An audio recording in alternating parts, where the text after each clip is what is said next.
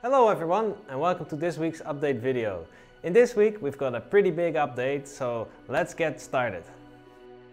So one of the first big changes that we're introducing in this update is the introduction of the Stockpile Component.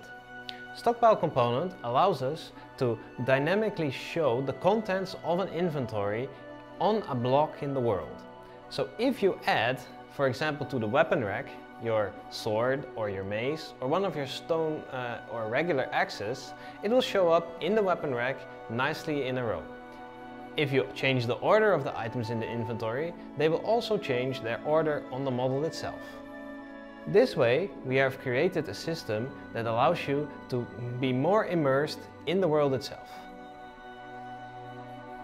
Additionally, we've introduced some other blocks. We've introduced a stockpile block for timbers, for logs, the dining table on which you can put food, and wooden shelves.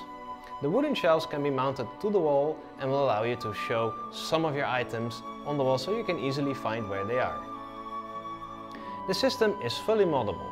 We are really looking forward to seeing what you guys will be coming up with. Because, for example, you can make a mannequin, you can make a stone pile, but we are really excited to see what you guys will come up with.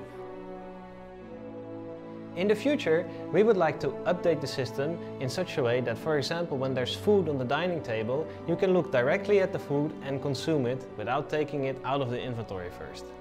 Or the weapon rack. When you look at the weapon, you can grab the weapon straight from the weapon rack and equip it into your hands. Or vice versa, when you're holding a weapon in your hands and you look at the weapon rack, with the press of one button, the character will put the weapon in the weapon rack. Our next big addition to the game is the introduction of the quest log.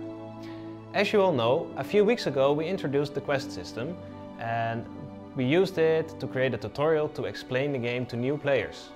Now here is the next iteration of our quest system with the introduction of the quest log.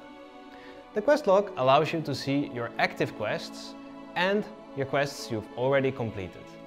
Additionally, you will be able to finally abandon your active quest, so in case you've already completed the tutorial once or twice or maybe even dozens of times, you can now just abandon it and it will be gone forever.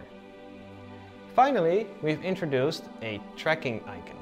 By toggling the tracking icon, the quest will be removed or added to the little corner on the HUD where it shows you what your active quest is.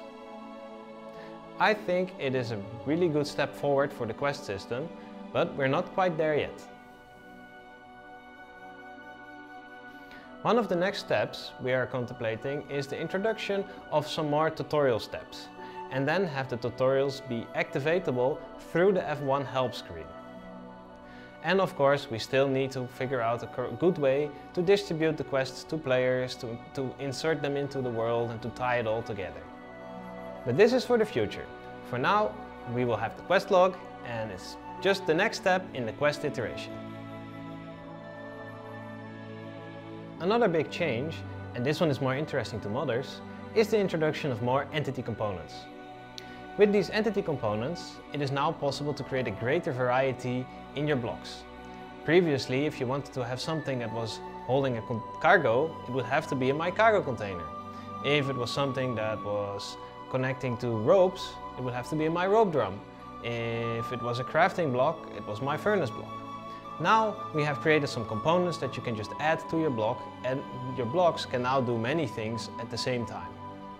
For example, you can have a crafting table that has a little candle in the corner that just flickers a little.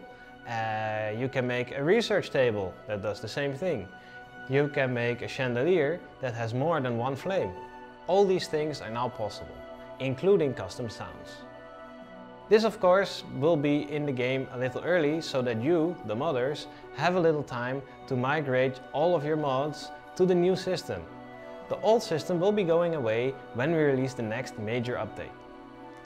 I don't know exactly when this will be, but you will have plenty of time to update your mods for now. For more information, you can check our forum post. With update 0.4.0, the farming update, we introduced a subpart animation system. This subpart animation system allowed you, the modders, to create more advanced animations. In the meantime, we discovered some little things that would make the system even more powerful. So we are now also introducing some event system changes. The new system is a bit more flexible and requires less entity components to achieve its goal. For example, the Alphorn mod that we created last week required 8 entity components just to play a sound. The new system, it will only require 2. For more information, again, see your forum post. Finally, we've introduced 2 new blocks that don't make use of any of the new systems. The first is the bookshelf. The bookshelf is a dedicated inventory just for research schematics. It's mostly a decorative block and it looks kinda cool. Also, we've added a trapdoor. The trapdoor is a door that opens vertically and allows you to make the ceiling of your tower safer to walk around. No more will you randomly walk into the staircase underneath. The only downside to this trapdoor is that it doesn't work well with spiral staircases. So that was it for this big update. Let us know what you guys think, and we are looking forward to seeing your creations with the stockpile systems. I'll see you all next week. Ciao!